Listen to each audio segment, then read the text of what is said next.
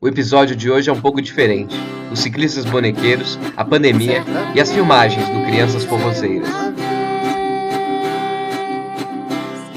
O Nordeste é esse lindo lugar. Como ser artista em tempos de pandemia? Que é um desafio tanto quanto relevante, né, para nossa carreira, vamos dizer assim. Isso daí de ser artista, meu pai sempre falou, tem um plano B. Eu nunca pensei que fosse precisar de um plano B assim tão urgentemente quanto agora. Porque a gente precisa fazer coisas assim. Uma coisa é você apresentar ali com uma plateia, com pessoas assistindo. Outra coisa é fazer o que a gente está fazendo. Exatamente. E o nosso trabalho, a gente faz teatro de rua. Então a gente tem um trabalho que ele já tem uma ideia muito baseada nessa troca, muito baseada nessa vivência de quem tá de passagem. O nosso trabalho é baseado nas aglomerações, né? Sim. Nas aglomerações espontâneas. E agora a gente tá vivendo um mundo em que isso simplesmente parece não ser tão cedo possível novamente. A atuação do ciclista é muito em ocupar espaços públicos, espaços de lazer e falar para as pessoas, olha, ocupe esse lugar, ocupe essa praça, ocupe essa rua, ocupe esse parque. E a gente divulga nossas apresentações, traz coisas para que as pessoas vão até esse lugar. Por quê? A gente age contra uma coisa chamada gentrificação, contra essa questão de valorizar muito o espaço, um bairro, uma rua. E o que acontece é criam-se muros e as pessoas não vão até diversos lugares, como lugares centrais, como o Parque Ibirapuera, ou como nós somos aqui da Zona Sul, o Parque Santo Dias, que é um parque maravilhoso, que tem um verde, que dá pra gente fazer muitas coisas. E aí nós lutamos contra o quê? Contra o medo da violência, contra o medo de que aconteçam coisas ruins nas ruas, contra o medo de ser assaltado num local vazio. A gente acredita na ocupação desses espaços. E aí vem a pandemia.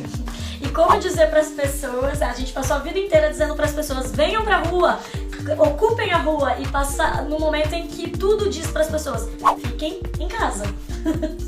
Ficar em casa que é uma coisa extremamente difícil e a gente sabe que muita gente, né, tem casarões enormes com vários cômodos e muita gente que mora em um cômodo, 2 cômodos, 5 pessoas, Exatamente. 6 pessoas ocupando uma casa e vivendo assim num local que não é tão, como posso dizer, tão gostoso, tão confortável, né?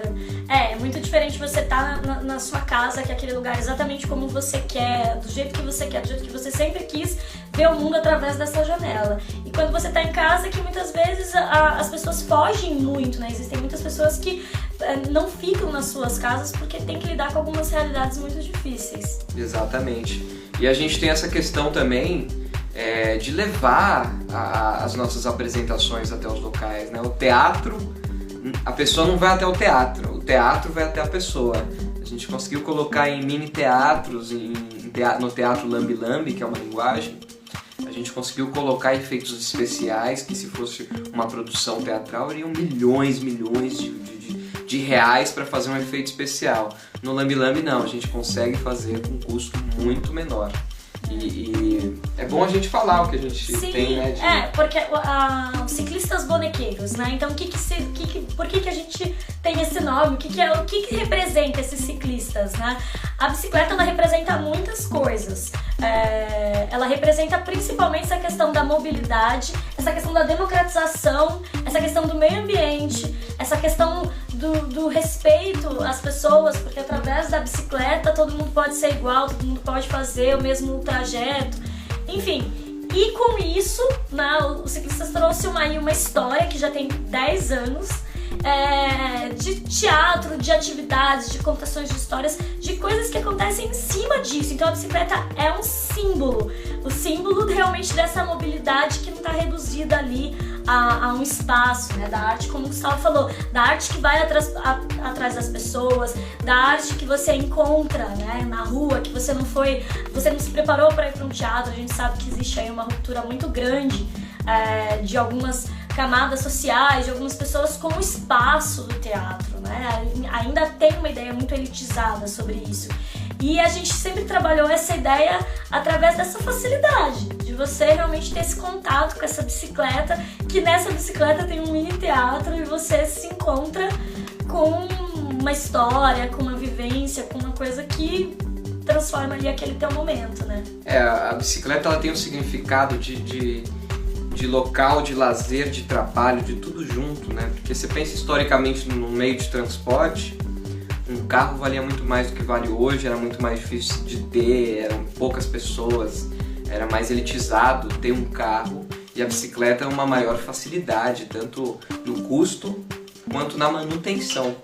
E por que não, né? A gente gasta menos combustível, se exercita, gasta um tempo ali pensando em si, trabalhando o corpo, e por isso os Ciclistas Bonequeiros escolheu a bicicleta para ser esse símbolo tão forte para o grupo. Bom, e aí vem a pergunta, né? Como que nós estamos sobrevivendo com essa ideia de mundo, né? Com Quando você é artista, você já vive um pouco nessa contramão, como o Gustavo falou do plano B, você vive um pouco na contramão do que se entende por mercado, e aí chegou esse momento onde a gente não podia fazer nada disso. Bom, algumas coisas. Primeiro, a gente tem sobrevivido e eu posso dizer que a gente tem passado por momentos interessantes, né, assim, pra nossa história. O Gustavo vai falar algumas coisas. Eu acho que uma das principais, assim, que é muito importante para dizer, é que mesmo dentro dessa linguagem completamente artesanal, dessa preocupação com o teatro de rua, a gente também tem um histórico muito preocupado com essa questão do audiovisual e da mensagem que chega através da internet, né? O Gustavo estudou e tem uma vivência também no audiovisual, e a gente sempre manteve ali a nossa página, a gente sempre manteve o nosso canal, a gente tem os nossos teasers das nossas atividades, que são teasers bem elaborados. Sempre foi uma preocupação nossa, que as pessoas, que como a gente não tem basicamente um lugar de trabalho, a gente trabalha pela cidade, sempre foi muito importante para a sobrevivência dos ciclistas que as pessoas soubessem de uma forma poética o que a gente faz. Não tinha como a gente se apoiar em verbas, até falando de uma forma financeira, em cartazes, nada disso não fazia sentido. Então, o investimento de tempo, o investimento intelectual que a gente teve nessa parte do audiovisual nos socorreu muito nesse momento. E resultou, inclusive, em trabalhos, né? O que a gente usava muito para ser a nossa divulgação acabou se transformando em trabalhos efetivos. Exatamente.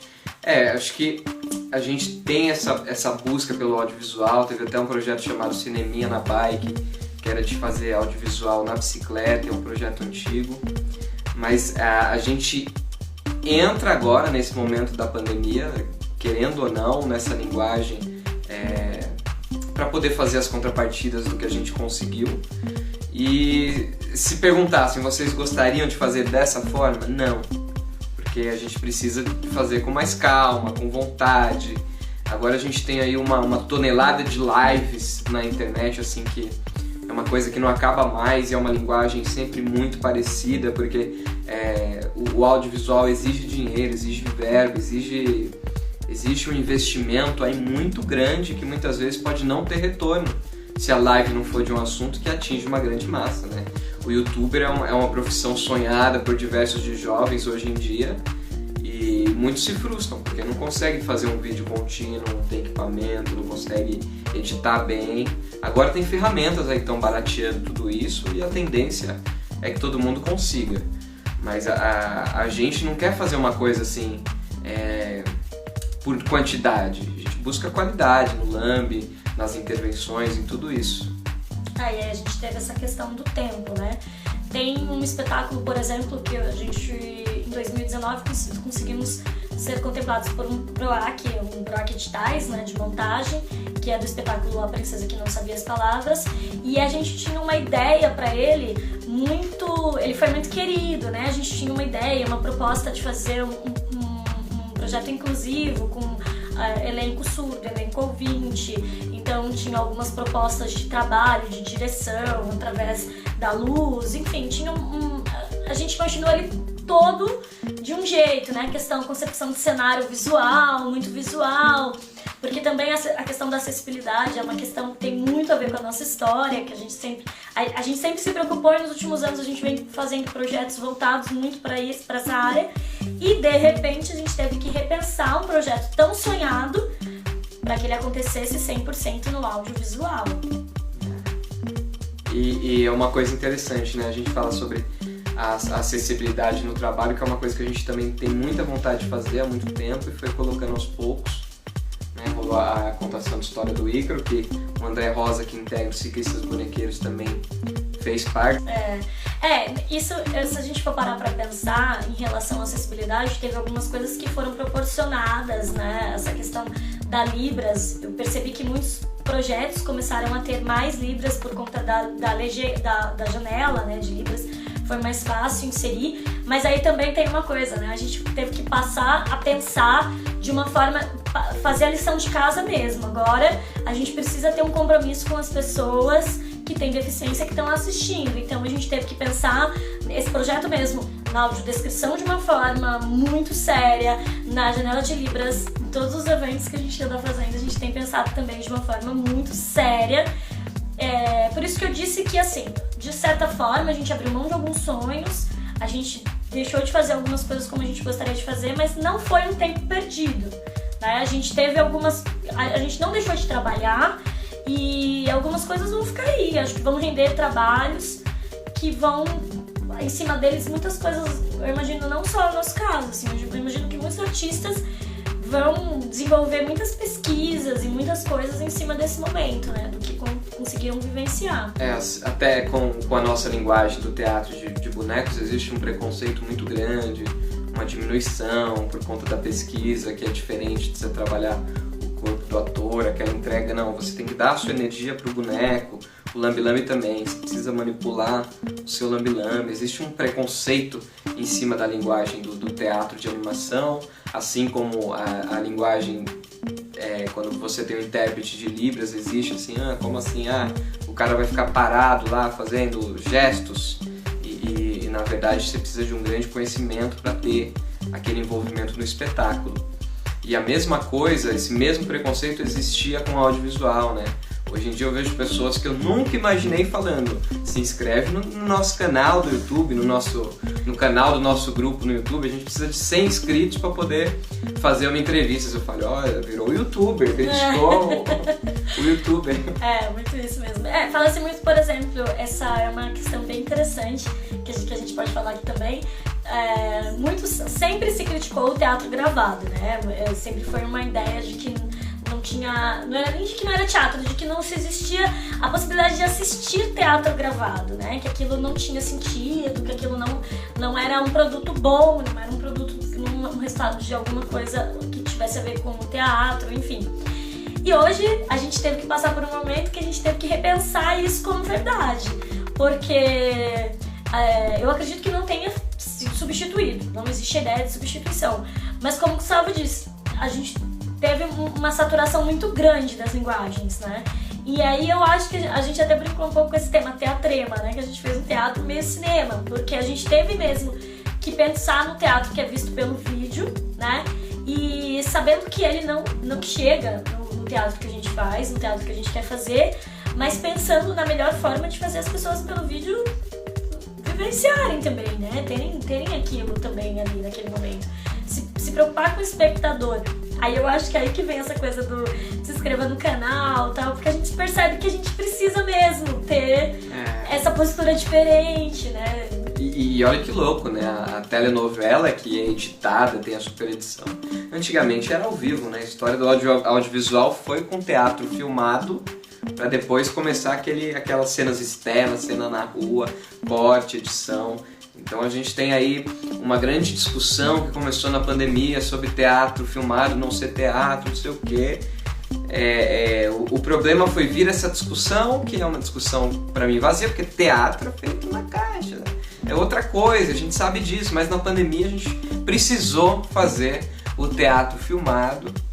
E a gente podia ter até discutido, visto mais discussões, em vez de teatro filmado é teatro não, ter visto mais sobre políticas públicas, que é o que a gente vai falar agora. A gente conseguiu o edital da Lei Aldir Blanc, que foi muito importante pra gente. Aldir Blanc, que é um artista que faleceu durante a pandemia, e por isso essa lei teve aí o nome dele em homenagem a ele, que ajudou diversos artistas, não todos, porque eu acho que os artistas que foram ajudados, eles tinham que ter um mínimo de academicismo. Eu conversei com alguns amigos de Taboão da Serra e eles falaram que era por indicação. Você não via no site, você via por indicação. Então você precisava conhecer alguém para saber e para dizer, vim por causa dessa pessoa e tal. Eu acho que a pandemia ela teve esse efeito em todas as áreas, que é esse efeito de a corda arrebentar do lado mais fraco, né? Eu acho que na cultura também, quem estava menos ligado à questão, como o Gustavo falou, menos acadêmico, infelizmente, eu diria que felizmente, né? A cultura no Brasil, viver de arte no Brasil, a gente acaba vivendo de política pública, né? Que é um valor, eu acredito. Mas acaba que quem não está acompanhando, quem não tem a formação acadêmica, quem não tem a compreensão, acaba ficando para trás. Então, assim, essa lei foi muito importante pra gente. Com certeza, se não fosse por ela, nós não poderíamos estar aqui falando sobre o nosso trabalho e vivenciando a nossa pesquisa.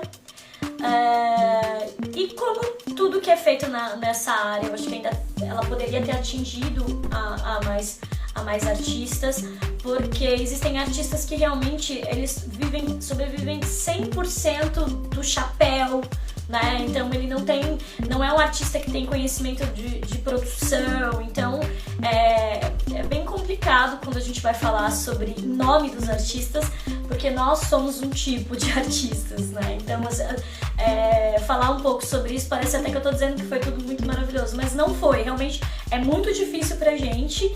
E sem a ajuda da Aldir Blanc, com certeza a gente teria que estar paralisando, né, esse momento aí pra gente.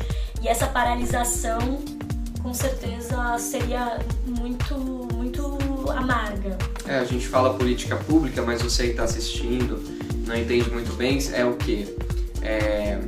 Existem governos em outros países em que tem incentivo a artistas direto. Vamos incentivar sua pesquisa, vamos dar uma verba e você vai atingir um público. A linguagem que você pesquisa é extremamente importante. Até a Unicamp faz isso com um grupo de teatro chamado Lume. Eles dão uma verba e aí eles conseguem pesquisar um teatro ligado ao corpo. É muito interessante a pesquisa deles. E a nossa pesquisa é intervenção urbana dos ciclistas bonequeiros. A gente acredita nas políticas públicas e elas foram feitas para projetos atuarem em periferias, atuarem em agentes ligados ao movimento negro, ligados à cultura LGBT, que mais? A ocupação de espaços ociosos. Das mulheres, né? O fortalecimento das causas feministas, da igualdade, né, em geral, né? Da questão de igualdade de direitos, da diversidade. A nossa estética também é muito ligada à criança, né? A gente tem uma pesquisa voltada a esse público infanto-juvenil, que é um público ainda carente de muitas atividades ligadas ao entretenimento, né? Você tem aí muito material ligado a produto, que quer vender umas coisas num preço exorbitante, aplicativos que querem vender vídeos e lições em preços exorbitantes. Então, quem trabalha com isso precisa receber também, né? Quem faz o aplicativo também precisa receber, mas a política pública vem para ajudar isso, porque tem pai que não consegue pagar, criança não deve pagar, porque criança não deve se envolver com dinheiro na sua fase inicial, né? Não tem sentido falar, eu vou pagar esse aplicativo, que dinheiro? Da minha poupança, não tem, em sua maioria. Criança pobre não tem isso, não tem mesada, não tem essas coisas.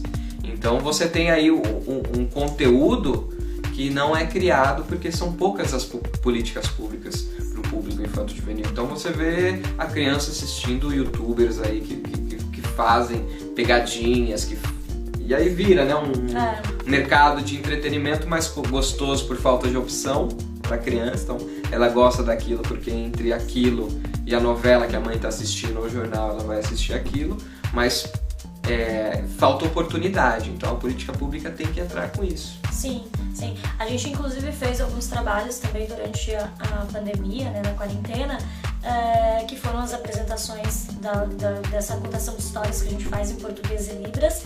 E foi uma experimentação bem bacana porque a gente fez pelas casas de cultura e pelas bibliotecas da Secretaria Municipal, ligadas à Secretaria Municipal de Cultura.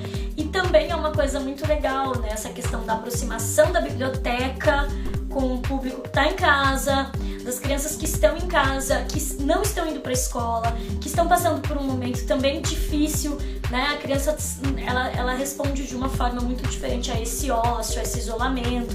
Então é um momento bem delicado e a gente pôde fazer inclusive até uma apresentação, a gente fez ao vivo com as crianças dizendo algumas coisas nos comentários. Como a gente falou, o tema da live quase, a gente teve que se reinventar de várias formas diferentes. Mas isso você pode perceber que é muito isso que a gente está dizendo, dessa questão da política pública, essa questão dessa criança que precisa da gente, porque é um compromisso que a gente tem, né? O nosso tipo de teatro não é um teatro que a gente faz por uma vaidade artística, né? A gente faz por um compromisso social. Então, senti que esse compromisso social também não foi só, né, quem estiver assistindo, imagine que, por exemplo, a gente está falando da Aldir Blanc, que é uma lei que socorreu os artistas, mas ela não socorreu só os artistas, ela socorreu a população que ficou carente também das atividades artísticas durante esse tempo, né? Então, graças a ela, a gente conseguiu manter esse link, manter esse elo com essas crianças que estão em casa e que estão passando por situações, né, diversas. Algumas crianças ali, porque a gente, dando o exemplo que o Gustavo disse da questão financeira, às vezes a mãe, tudo que ela tem em casa é um celular para 7 filhos, mas ela tem ali o Facebook e ela pôde assistir naquele dia a apresentação dos ciclistas bonequeiros, pôde interagir.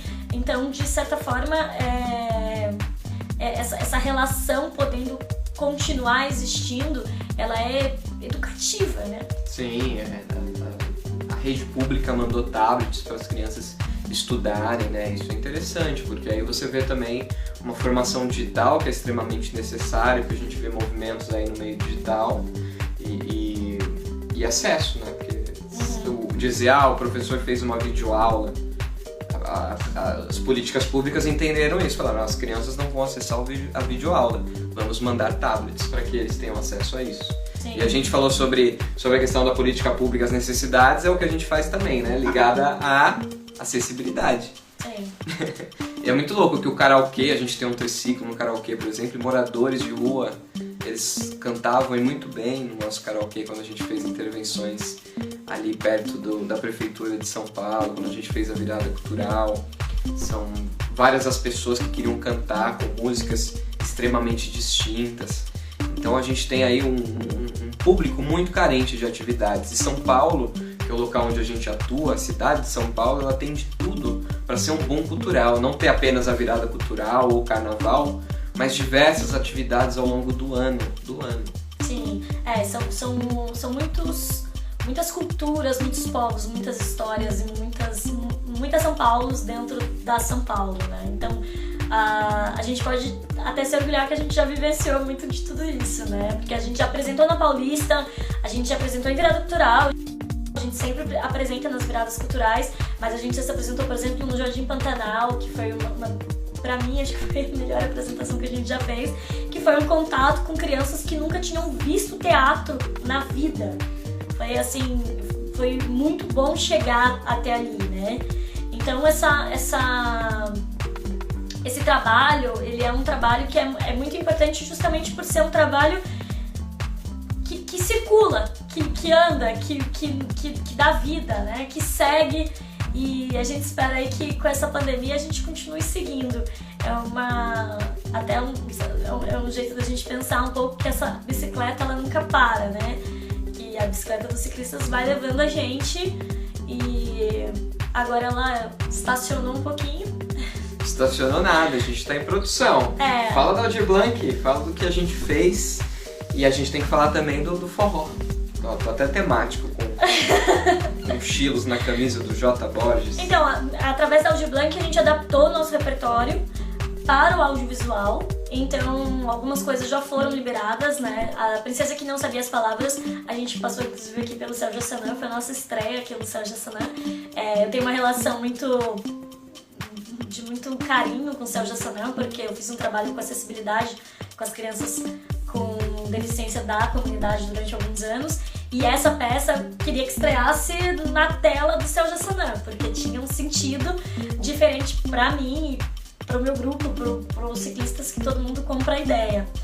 E depois a gente teve a adaptação do nosso repertório, a gente fez a história da tapioca, que também passou pelo Céu Jassanã e passou por outros lugares também.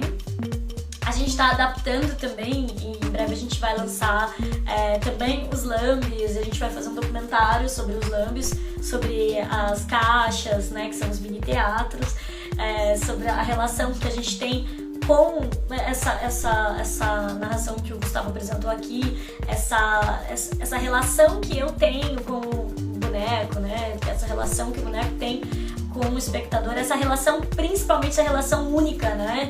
Que o Lambe proporciona, que uma única pessoa senta e assiste aquela apresentação e ela vai embora, então é uma coisa que só ela vivenciou ali naquele momento. E fora toda essa adaptação desse repertório que está sendo feito, inclusive a gente tem aí um repertório que quiser entrar no nosso site, né, skillsbonekers.com.br, tem todas essas informações lá. A gente também está desenvolvendo um edital aí, um projeto de um edital que a gente fez, na verdade já foi em tempos de pandemia, então ele já foi pensado para ser 100% online, né? Quer contar um pouco dele? O edital do forró, a gente está fazendo alguns vídeos pesquisando sobre a comida, a literatura, a música, as artes visuais e a literatura eu já falei. Sobre um pouquinho a dança, sobre um pouquinho de todas essas manifestações artísticas advindas do Nordeste. E a gente está muito feliz, né? Tá num processo de roteirização e filmagem, incluindo bonecos agora, para realizar aí a edição final e ir pro ar aí pro nosso canal do Ciclistas Bonequeiros no YouTube. Quem puder se inscrever também, se inscreva agora. No Instagram também, ciclistas_bonequeiros. Legal. É importante lembrar isso que o Gustavo já tinha falado sobre a questão da criança, né? Os nossos trabalhos são todos voltados para criança. Então, o Crianças Forrozeiras, ele trabalha muito essa ideia do universo infantil, mas essa ideia da identidade que muitas vezes não é apresentada no universo infantil, né? A gente vive na cidade de São Paulo, que é uma cidade, isso aqui não sei se vai ser visto só para pessoas de São Paulo, mas para quem não sabe, São Paulo é uma cidade que foi praticamente, ela cresceu por nordestinos, né? Que vieram para a cidade. Então a gente tem muito dessa cultura nordestina fervilhando aí pela cidade. Então esse projeto que ele veio já de outros projetos nossos, que é o Triciclo Culinário, que é o primeiro projeto que a gente fez brincando com comida, com forró e com o Nordeste, ele tem essa proposta de falar sobre essa identidade com as crianças, né? Porque muitas vezes elas têm essa ideia, né? Na minha casa se come comida nordestina, mas eu sou paulista, mas quem eu sou nessa história? Então a gente faz um pouco esse resgate, essa identidade nordestina, que faz parte desse lugar onde a gente habita hoje, né? Exatamente. O Nordeste está em nós, assim como nós somos o Nordeste. É interessante a gente pensar que São Paulo foi criada, foi asfaltada, teve seus tijolos baianos e toda uma migração até aqui. Sim. Acho que é isso. A gente tem mais alguma coisa a dizer? Não, eu acho que é isso. Acho que a gente espera aí. Vamos falar um pouco de otimismo, né, daqui pra frente, não só nos nossos trabalhos, mas eu acho que na nossa intenção de todos os dias, de tudo que a gente faz, acho que falar um pouco também sobre consciência, né, mais do que otimismo, falar sobre consciência. Acho que a arte também traz isso pra gente, né, a arte foi feita pra gente pensar. Então a gente tá passando aí um momento, vai passar. A gente acredita que vai passar. Vai passar. Vamos vacinar. A gente vai vacinar e logo em breve a gente vai ter aí muita história para contar desse momento que a gente viveu, fazendo só um paralelo. Um dos nossos projetos, que é a nossa contação de histórias, ela é feita no Kamishibai, e o Kamishibai ele foi criado depois de uma guerra, né? Depois da depressão no Japão, olha só. E aí onde as pessoas precisavam de entretenimento, e o Kamishibai é um teatro pequeno, né? Um teatro de madeira. Então é um exemplo do que aconteceu lá atrás. As figuras do Kamishibai foram as que criaram os mangás. Primeiro começou o Kamishibai, aquelas imagens, aí foi pro gibizinho japonês que é de trás pra frente. É isso, a arte é isso, a cultura não para, né? Estamos sempre em transformação, então a gente acredita aí que isso aí vai render muita coisa. Um dia a gente vai lembrar disso e a gente vai ter muito material pra isso. É isso, obrigado, gente.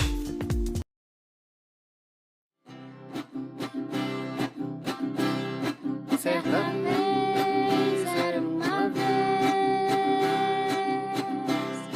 o Nordeste é esse lindo